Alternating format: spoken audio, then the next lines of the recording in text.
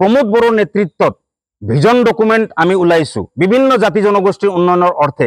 এতিয়া মই এটা কথা বুজি পোৱা নাই যে কেইখনমান কিতাপ জাতি জনগোষ্ঠীৰ ওলালে সেই জাতি জনগোষ্ঠীটোৰ উন্নয়ন হোৱা বুজায় নেকি? সংবাদকৰ্মী বন্ধুসকললৈ, তো আজি আমি মুছলপুৰ জিলা BPF কাৰ্যালয়ত আমি উপস্থিত হৈছোঁ এটি কাৰণত। যোৱাকালিৰ পৰা এটি নিউজ আমি পাইছোঁ পৰ্টেল এটাত, বড়োলেণ্ড বুবলি বুলি UPPL-ৰ এজন নেতা, আমাৰ প্ৰাক্তন বাক্সা জিলা ছাত্ৰ সন্থাৰ সম্পাদক হৰে কৃষ্ণ পাঠক মহোদয়ে কিছুমান বিৰূপ প্ৰতিক্ৰিয়া আমাৰ প্ৰাক্তন চিফ হাগ্ৰামা মহিলাৰী দেৱৰ ওপৰত কৰিছে। সেইটো অতিকে নিন্দনীয় বুলি আমি ভাবিছোঁ, কাৰণ তেখেতে জংগলৰাজ চলোৱা বুলি কৈছে হাগ্ৰামা মহিলাৰী দেৱক, আৰু মানে পিঞ্জৰাত আবদ্ধ আছে, তেওঁ যদি ওলাই আহে মানে ইয়াত বেয়া পৰিস্থিতি হ'ব, এনেকুৱা ধৰণৰ মন্তব্য কৰিছে। আৰু আমি অতিকে লজ্জিত এইটো কাৰণত যে ছাত্ৰ সন্থাৰ মজিয়াৰ পৰা অহা এজন ব্যক্তিয়ে কি ধৰণে এনেকুৱা কথা ক'ব পাৰে, মানে তেওঁৰ যিটো প্ৰতিভাৰ ওপৰতহে আমাৰ এতিয়া সন্দেহ হৈছে, তেওঁ কি ধৰণে ছাত্ৰ সন্থা কৰিছিল ইমান বছৰ। আৰু মই এটা কথা আপোনালোকক উনুকাব বিচাৰিছোঁ যে আপোনালোকৰ মাধ্যমেদি ক'ব বিচাৰিছোঁ, তেওঁ ছাত্ৰ সন্থাৰ মজিয়াৰ পৰা বহিষ্কৃত এজন নেতাহে, তেওঁক বহিষ্কাৰ কৰা হৈছিল বিভিন্ন ধনৰ লেনদেনৰ অপৰাধত।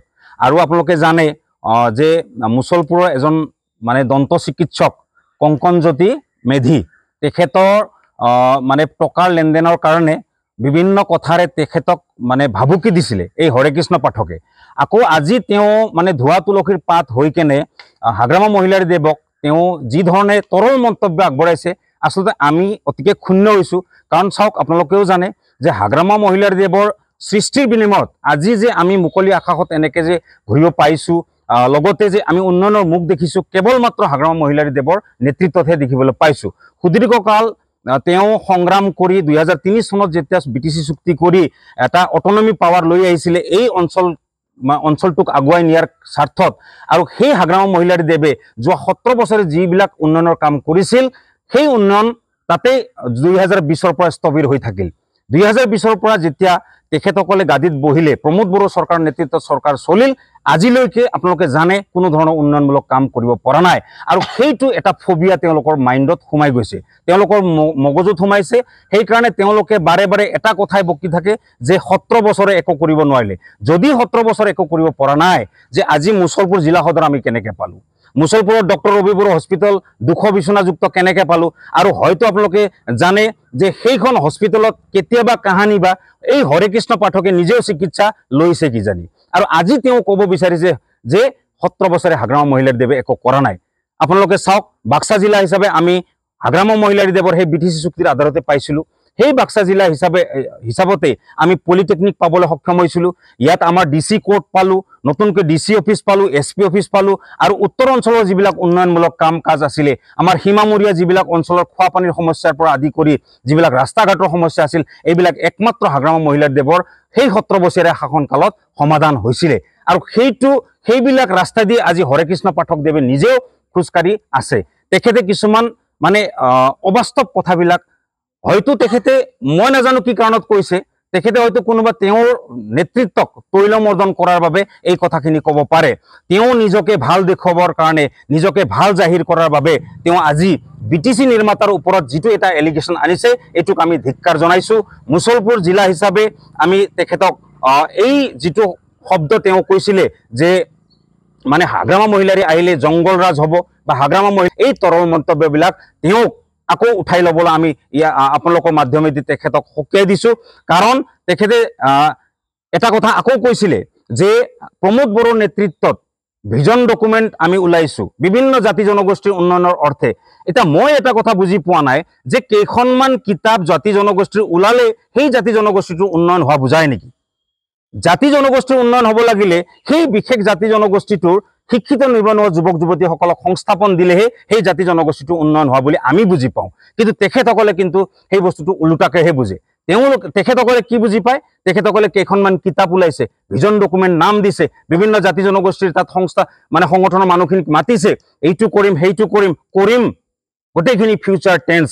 মানে ভৱিষ্যতে কৰিম বুলিহে তেখেতসকলে কৈ আছে, কৰা হ'লে কিন্তু এতিয়ালৈকে একো নাই। আৰু সেইখিনিতে তেখেতসকলে মানে সন্তুষ্টি লাভ কৰিছে যে আমি বিভিন্ন জাতি জনগোষ্ঠীৰ কাৰণে এইটো কৰিম সেইটো কৰিম। ভূমিৰ সমস্যা আছে, সেই ভূমিৰ সমস্যাটো আপোনালোকে জানে যে সদৌ অসম গোৰ্খা ছাত্ৰ সন্থাই বিভিন্ন মানে সময়ত তেখেতসকলে তীব্ৰতৰ আন্দোলন কৰিছিল, ওদালগুৰিৰ পৰা আৰম্ভ কৰি বাক্সালৈকে, যে মাটিৰ সমস্যা যিটো হৈ আছে ইয়াত গোৰ্খাসকলৰ সেইটো সমস্যা সমাধান কৰক বুলি। কিন্তু আজিলৈকে প্ৰমোদ বড়োদেৱে সেই বিষয়বস্তুত একো মাত নামাতিলে।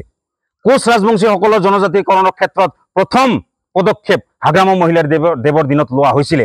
তেখেতে যিহেতু এইটো BTC কাউন্সিলৰ অধিকাৰৰ ভিতৰত নপৰে, তেখেতে ইয়াৰ পৰা NOC প্ৰদান কৰিছিল যে কোচ ৰাজবংশী আৰু আদিবাসীসকলক জনজাতিকৰণ কৰিলে আমাৰ একো আপত্তি নাই বুলি প্ৰথমবাৰ হাগ্ৰামা মহিলাৰ দেৱে লিখিত হিচাপে দিছিলে। আৰু সেই কথাটো আমি মনত ৰাখিব লাগিব যে হাগ্ৰামা মহিলাৰ দেৱৰ দিনত কিমান উন্নয়ন হৈছিলে, কি হৈছিলে। আজি হৰে কৃষ্ণ পাঠকৰ নিচিনা মানুহ এজনে আবুল তাবুল বকিছে সংবাদ মাধ্যমৰ আগত আহি কেনে, কোনো মানে ভিত্তিহীন কথাবিলাক তেওঁ কৈছে। আৰু মই তেখেতক ইয়াৰ পৰা সকীয়াই দিব বিচাৰিছো যে আপুনি এইবিলাক মন্তব্যৰ পৰা বিৰত থাকক। আপুনি দল কৰক, গণতান্ত্ৰিক ব্যৱস্থাত সকলোৰে অধিকাৰ আছে।